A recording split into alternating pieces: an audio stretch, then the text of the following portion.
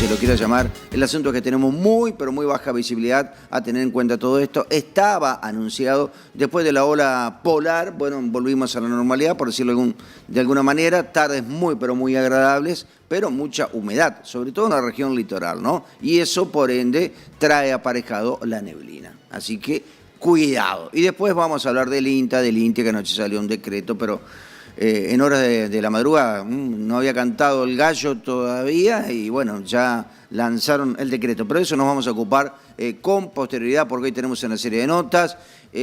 No digo conflictos, pero hay inconvenientes, problemas en distintos puntos de la Argentina. Por ahí internos y por ahí internacionales tenemos contactos preestablecidos con gente del sur de la República Argentina. Muy bien, vamos a comenzar con los títulos para hoy. El gobierno confirmó una reforma profunda para el INTA. El gobierno nacional, estamos hablando, claro está, confirmó la reforma del Instituto Nacional de Tecnología Agropecuaria, que de organismo descentralizado con autarquía pasará a ser un ente desconcentrado con dependencia total de la Secretaría de Agricultura. No es más un ente autárquico el INTA.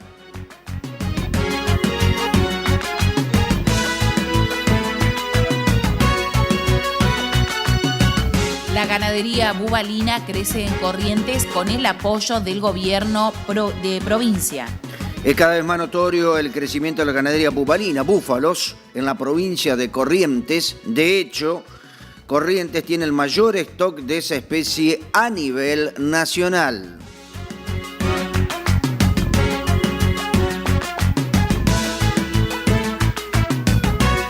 Santiago del Estero no le cobrará ingresos brutos al campo por 6 meses. Con un decreto, el gobernador de esta provincia, Gerardo Zamora, eximió al campo del pago de ingresos brutos por 6 meses, debido a la sequía que sufre el territorio en el último tiempo.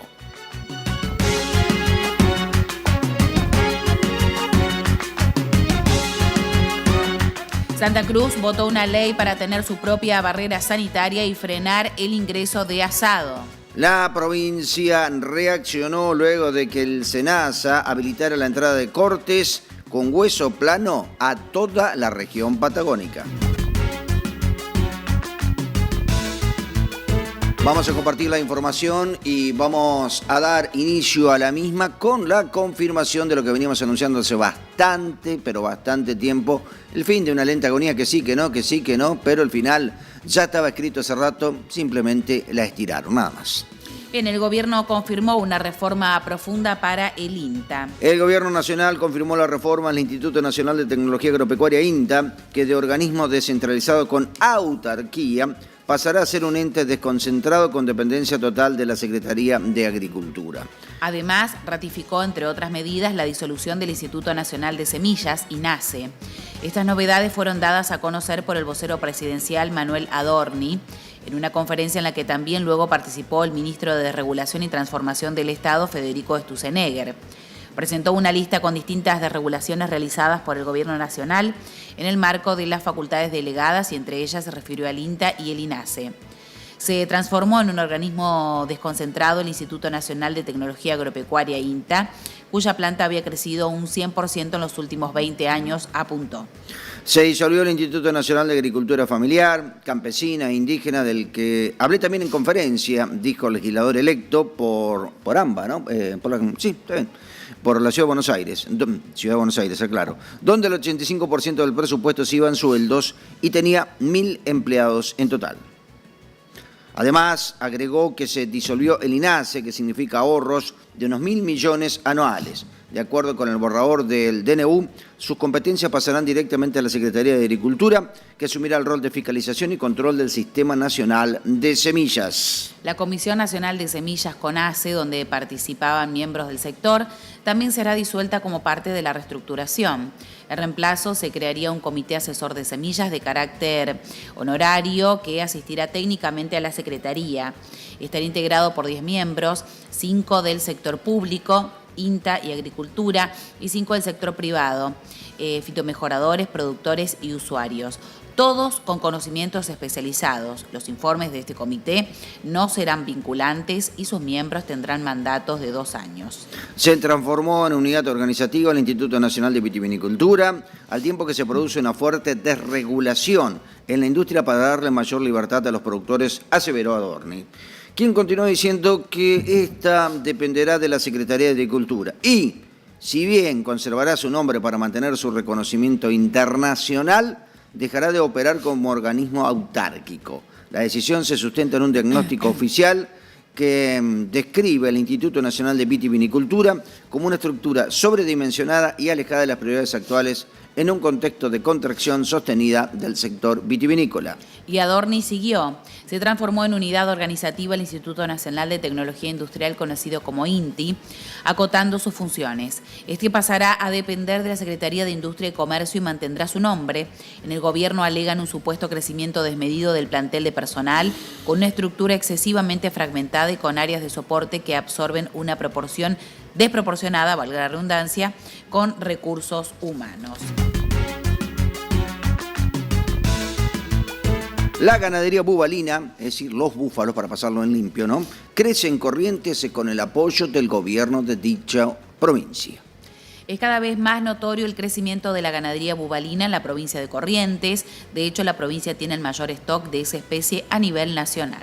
En representación del gobierno de Corrientes y del Ministerio de Producción, el director de Producción Animal, médico veterinario Eduardo Ortiz, participó de una nueva edición de la Mesa Bufalera Provincial en Caacatí, un espacio de articulación y debate que reunió productores y referentes, no solo de Corrientes, sino también de provincias vecinas. El encuentro dejó importantes definiciones sobre el presente y futuro de la cadena bubalina en la región. Durante su intervención, Ortiz hizo especial hincapié en la necesidad de que los productores salgan de la lógica individual y apuesten a la organización colectiva. Hoy la mayoría trabaja de manera aislada, tranqueras adentro, pero las soluciones no siempre pasan por el Estado. Las leyes de promoción ovina, caprina, bubalina quedaron sin financiamiento y la Nación no está enviando fondos. Por eso es clave generar ideas y soluciones desde el territorio en espacios como esta mesa sostuvo. Como ejemplo de organización exitosa, Ortiz destacó a la Asociación Bufaleros del Iberá, que agrupa productores de todas las escalas y ya logró financiamiento para un ciclo 2 de faena. Este grupo demuestra que cuando hay voluntad y unión se puede avanzar. Nosotros, desde el Ministerio, aprobamos técnicamente el proyecto y lo estamos acompañando. El gobernador Valdés está comprometido con el fortalecimiento de la industria frigorífica, tanto vacuna como bubalina, y se está invirtiendo recursos provinciales para mejorar las plantas de faena. En ese contexto, uno de los puntos salientes del encuentro fue el crecimiento sostenido del stock de búfalos en Corrientes, que aumentó un 15% en el último año. La provincia acompaña este crecimiento con políticas de modernización de plantas frigoríficas para permitir el tránsito provincial y próximamente nacional. El objetivo es que la carne de búfalo se pueda comercializar en toda la provincia y luego en el país, pero también debemos apuntar a nichos de exportación de alta calidad, como la cuota Hilton a Europa, con productos trazables, sanos y sostenibles, explicó el director de Producción Animal. Finalmente, Ortiz remarcó que la carne bubalina es más magra, con mayor concentración de proteínas, vitaminas y minerales, y debería posicionarse como un producto diferencial. Hoy se paga un 10 o 15% menos que la carne vacuna y eso no tiene sentido. Es superior en muchos aspectos, por eso el desafío es generar una marca, una identidad, como lo han hecho cortes de carne Angus o Bradford. Pero para eso los productores deben asumir su parte. Que Santiago del Estero no le va a cobrar ingresos brutos al campo por 6 meses, teniendo en cuenta lo que decía Carnás, ¿no? Ha fallado el cultivo de algodón, ha fallado el cultivo de maíz, ha fallado el sorgo, realmente rinde muy bajo, 19 quintales, realmente no alcanza ni para cubrir el gasoil, ¿no? Y me parece bárbaro que la provincia tome esta medida, no que diga te postergamos el pago, simplemente no le va a cobrar directamente, ahí está. Con un decreto, el gobernador de esta provincia, Gerardo Zamora, eximió al campo del pago de ingresos brutos por 6 meses debido a la sequía que sufre el territorio en el último tiempo. La actividad primaria no tributará el impuesto entre el periodo que va desde el 1 de julio al 31 de diciembre del corriente 2025. Fue tras un pedido de distintas organizaciones rurales que plantearon la crisis que vive el sector por la sequía. A esto hay que sumarle el descenso sostenido de los precios de los granos y la disminución en los volúmenes de venta.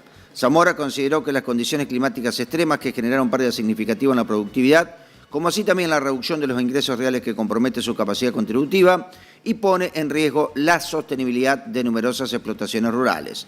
En otro párrafo del decreto se resaltó que resulta necesario implementar medidas fiscales excepcionales y transitorias que alivien la carga tributaria, contribuyendo a la recuperación del sector productivo más sostenible de la provincia.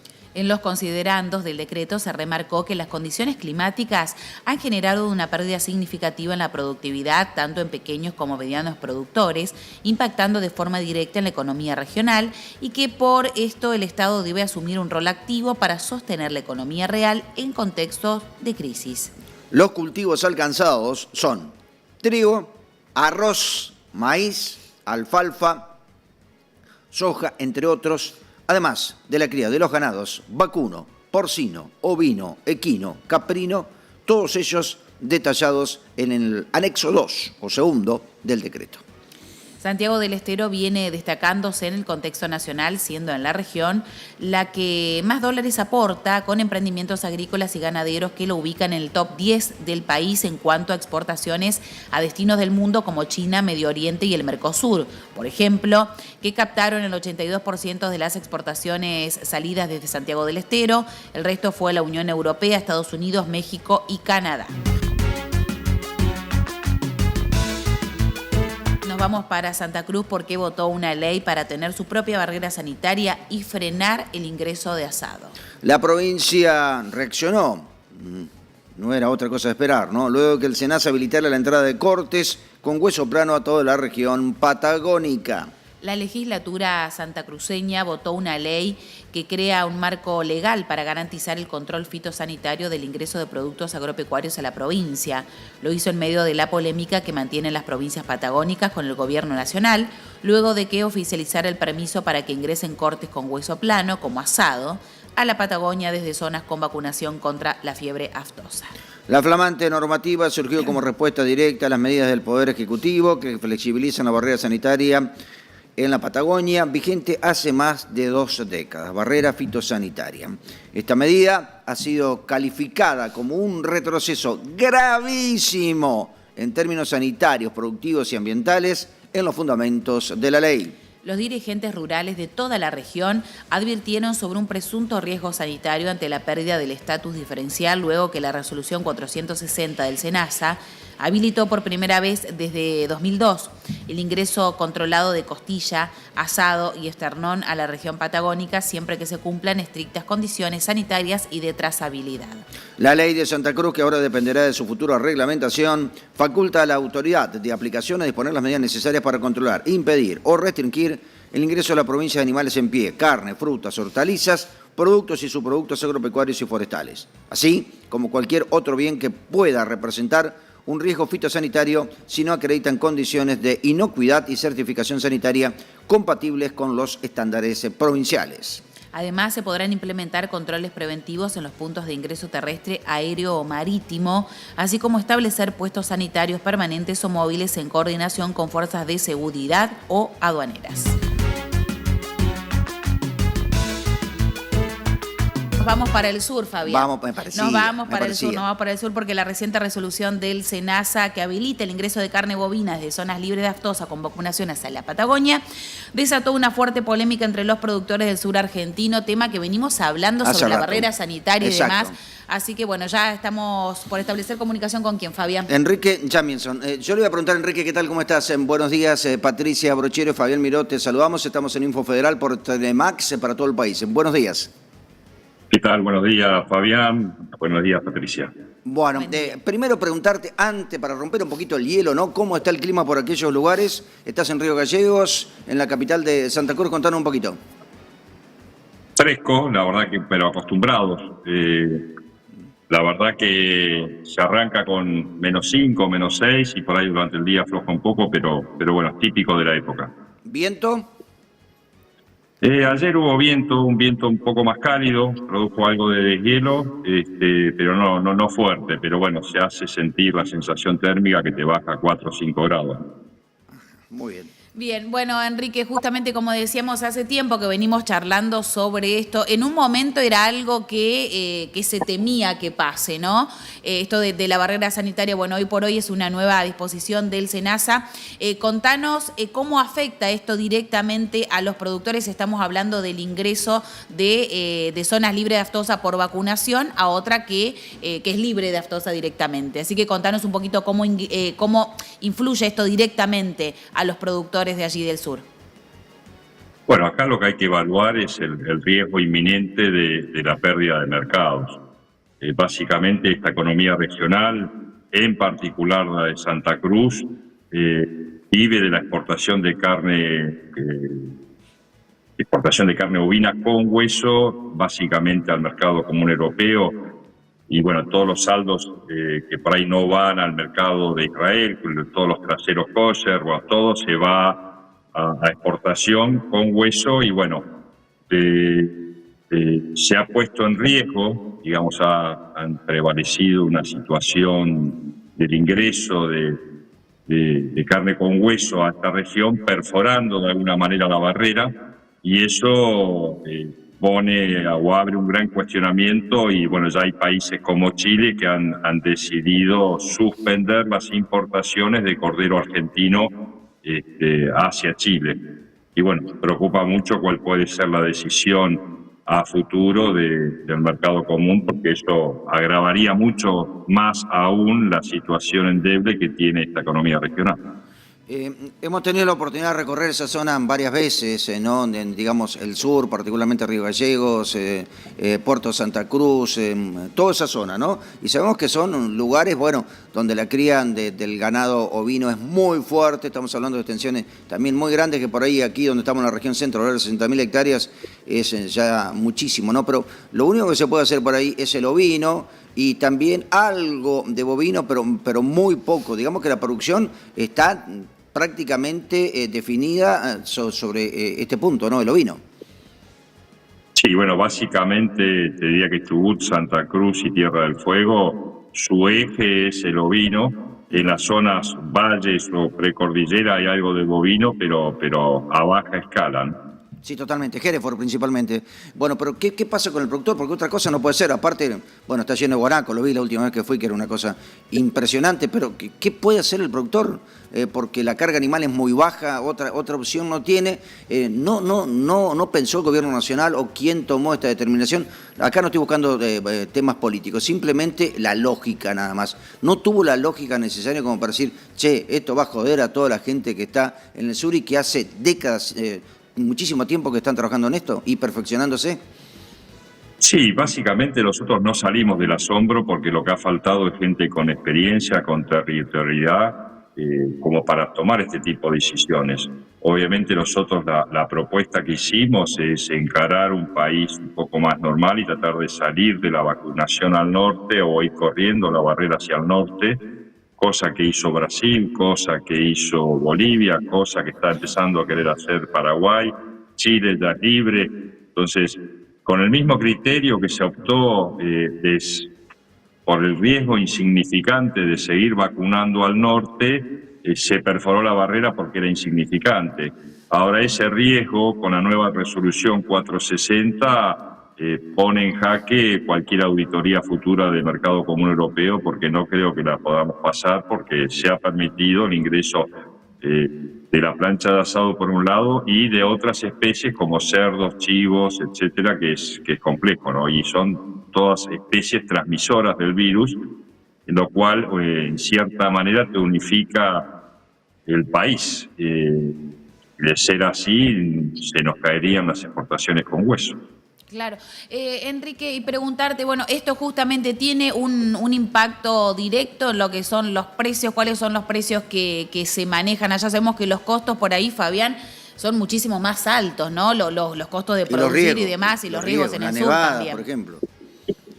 Bueno, vos lo comentaste, acá tenemos, qué sé yo, 5 a 10 hectáreas un ovino, tenés una vaca cada 2 o 3 hectáreas, 5 hectáreas, depende de la zona. Es una zona que paga el 20% más a nivel salarial. La verdad que todo lo que es los centros de consumo, todos viven lejos, estamos a 2.000, 2.500 kilómetros de la provisión de muchos insumos. Tenemos un tubo de gas que cuesta en algunas zonas 120.000 pesos, en una zona que calefaccionar, proveer víveres, servicio de internet es caro. Entonces, obviamente que los costos son distintos y esto es algo que se tiene que contemplar a la hora de tomar las decisiones. Yo creo que obviamente hay que producir cambios en Argentina, pero esos cambios tienen que ir siendo graduales, tienen que ir permitiendo salir, tienen que ser enfocados correctamente, y la verdad que tomar este tipo de decisión en este momento no lo vemos acertado, y por sobre todo poner en riesgo y agregarle un tema más a lo que vos comentabas, porque nosotros estamos sufriendo altas cargas de guanacos, donde hemos perdido 30-40% de nuestra superficie campo en pos de este animal. Tenemos una situación con predadores, pumas, zorro colorado, que es importante, y la verdad que se están cerrando muchos campos y la situación es cada vez más compleja. Y la verdad que el sector primario es el que después motoriza toda la industria frigorífica y lanera, y bueno, es lo que después viene atrás, ¿no? Sin mercados, y obviamente ante una pérdida de mercados, el primero que va a sufrir y se va a corregir todo para abajo, partiendo de la base que casi un 50% se exporta. O sea, todo el cordero por excelencia queda en el mercado interno, pero muchas de las otras categorías, por ser livianas o faltonas o excesivamente pesadas para lo que es la costumbre argentina, son todas canalizadas a la exportación. Y eso agravaría mucho la relación precios hacia el productor, y bueno, va a ser muy complejo salir de esto, y no salgo del asombro por qué tomar este riesgo en este momento donde la situación es compleja para todos los sectores. Es un país que todos estamos enganchados en costos en dólares muy altos. Hoy nos cuesta mucho más kilos de lana y mucho más kilos de carne mantener los establecimientos funcionando, en particular todos los pequeños y medianos productores de la provincia de Santa Cruz, Chubut.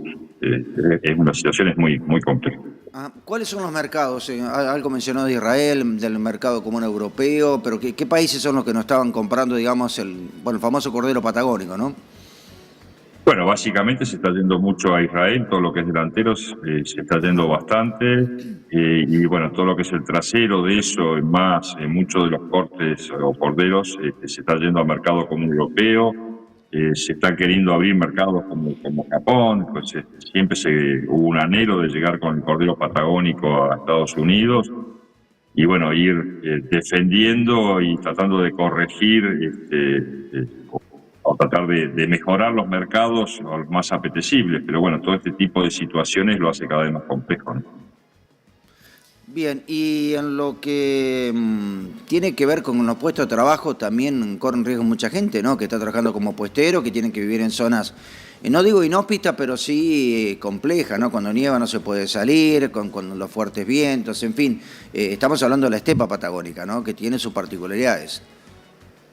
Y es duro, estamos acostumbrados, es parte de una decisión de vida en su momento, pero bueno, obviamente que estar en los establecimientos ganaderos donde estás por ahí varias semanas y durante varios meses con temperaturas bajo cero, bueno, es complejo. Ya el año pasado nos pegamos un susto grande que lo pudimos soportar.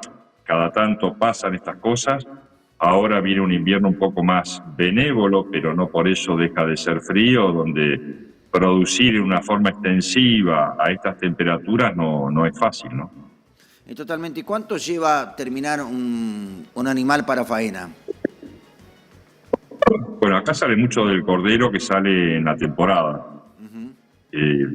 Sale en 3 meses más o menos, con una aparición de octubre, noviembre, básicamente. La producción sale para diciembre, enero, febrero, y después sale todo lo que es el refugo, todo lo que sería oveja vieja o adulto o borrego, ya sale más adelante y en marzo, abril ya se termina la temporada. Acá somos netamente zafreros porque inclusive después hay riesgo que no podés entrar a los campos por una cuestión de que ya se te viene el invierno, empiezan las primeras nevadas o empezás a perder peso nuevamente, ¿no? Totalmente. Bien, esto es lo que tiene que ver entonces la situación en Santa Cruz, estamos hablando de Chubut, estamos hablando también de buena parte de Tierra del Fuego. ¿Esto fue una decisión unilateral del gobierno nacional? ¿No consultó, digamos, con las bases, en este caso con Confederaciones Rurales Argentinas, que está allí presente, con la sociedad rural, con las entidades gremiales, con el productor, con el secretario de producción de las provincias mencionadas? ¿Fue algo tomado así, digamos, por el gobierno nacional únicamente? Sí, esto arrancó con la 480, un día a las 7 de la mañana, después la 180, y después vino la 186, que produjo una prórroga por 90 días. Después vino la prórroga por 60 días más, que vencía teóricamente el 9 de agosto, pero después nos volvimos a levantar una mañana con la 460, donde directamente abrían. Estábamos a la espera de la contestación de los mercados y bueno, ya sabían cuando salió la 460 que Chile había dicho que iba a cerrar el mercado de exportación, lo cual lo hace más grave todavía porque a sabiendas de que esto iba a ocurrir igual lo hicieron, así que la verdad que la situación no salimos del asombro y bueno, veremos cuáles son las acciones que tomaremos de acá en más para tratar de revertir esto y salir del encono que hay hacia la Patagonia, porque fíjate vos que la Patagonia, al ser monocultivo, perdimos la ley, primero el fideicomiso de la ley ovina, después se derogó la ley ovina, no se pagó el plan LANAT, que en su momento era un ajuste, pues no teníamos una diferencia de tipo de cambio, tenemos un programa Rengo y ahora esta perforación de la barrera, la verdad, en lo complejo que está el país, porque somos un sector más y sabemos que la situación está difícil, pero la verdad que hay un encono contra la Patagonia y contra la Patagonia productiva que realmente falta federalismo en lo que es el concepto de lo que representa producir en Patagonia. Sí, Patagonia y me animaría a decir que en otros lugares también, por ahí, mayormente para el lado del sur, ¿no? Veo como un centralismo, todo se define, seguimos, ¿no? Esto parece la época del Virreinato del Río de la Plata, unitario y federales, no quiero entrar en ese tema, ¿no? Pero un centralismo en capital federal que ahí deciden todo y muchas veces, como en este caso, uno que ha andado, lo digo, ¿no? Y ha visto que tiene que hacer kilómetros y kilómetros para llegar de un pueblo a otro, por ejemplo,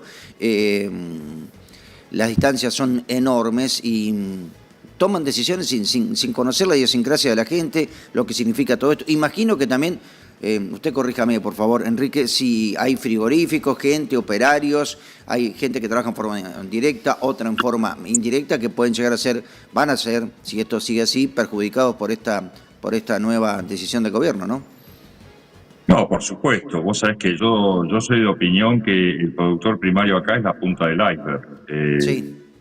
Producimos, por ahí no generamos económicamente un gran impacto, pero sí generamos un impacto a nivel territorio, en una situación que es compleja, todo lo que es las fronteras y todo lo que es la ocupación territorial. Y por otro lado, después viene todo lo que es el polo lanero y el polo frigorífico, que no es menor, porque acá ocupa mucha gente porque se trasega todo a través de la industria. Y bueno, la situación de salir como países o como una zona de libre aftosa sin vacunación hace peligrar todo este tipo de industrias, tanto la lanera como por sobre todo la frigorífica, que bueno, acá hay 4 frigoríficos exportando que entre directa e indirecta ya son 2.000 personas que trabajan de esto, ¿no? Y bueno, lo que a mí me preocupa como presidente de la federación es el achicamiento que hay de la cantidad de campos que están saliendo de producción por falta de rentabilidad y este tema puede agravar mucho más esa situación, ¿no? O sea, vaciamiento de campos. Sí, hay campos que están quedando literalmente abandonados. Qué cosa increíble, ¿no? ¿Y los gobiernos qué dicen a todo esto? ¿Han podido hablar con las autoridades, ya sea Chubut, Santa Cruz y Tierra del Fuego y por ahí algo de Neuquén, Río Negro? ¿Han podido hablar? Mira, yo creo que hay una gran conciencia de tanto los gobernadores y las legislaturas, inclusive municipios, donde han apoyado y han sabido leer por un conocimiento de la zona que esta situación es bastante crítica.